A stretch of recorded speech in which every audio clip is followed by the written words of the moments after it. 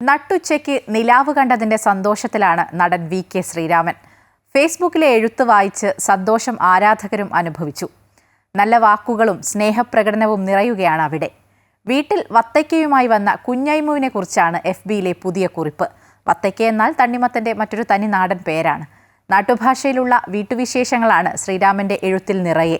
ഇന്നത്തെ എഴുത്ത് ഇങ്ങനെ: ഇന്ന് കുഞ്ഞൈമു വന്നത് ഒരു വത്തക്കയുമായിട്ടാണ്.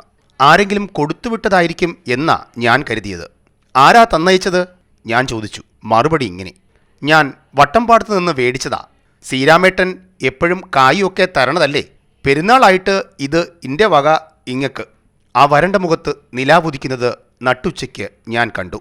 ഇതായിരുന്നു വി.കെ. ശ്രീരാമന്റെ ഫേസ്ബുക്കിലെ കുറിപ്പ്. ചേർത്ത് പിടിച്ച് ഒരു ഫോട്ടോ ഇടണമായിരുന്നു എന്നാണ് പോസ്റ്റിന് കിട്ടിയ ഒരു കമന്റ്.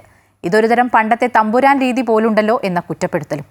ഇതിനെ കുഞ്ഞൈമുവിനെ ചേർത്തു പിടിച്ചുള്ള ഫോട്ടോയോടെ മറുപടി നൽകി വി.കെ. ശ്രീരാമൻ. മറുപടി ഇങ്ങനെ: ഓർത്തില്ല, ക്ഷമിക്കണം, എന്നും ചേർത്ത് പിടിച്ചിട്ടേ ഉള്ളൂ.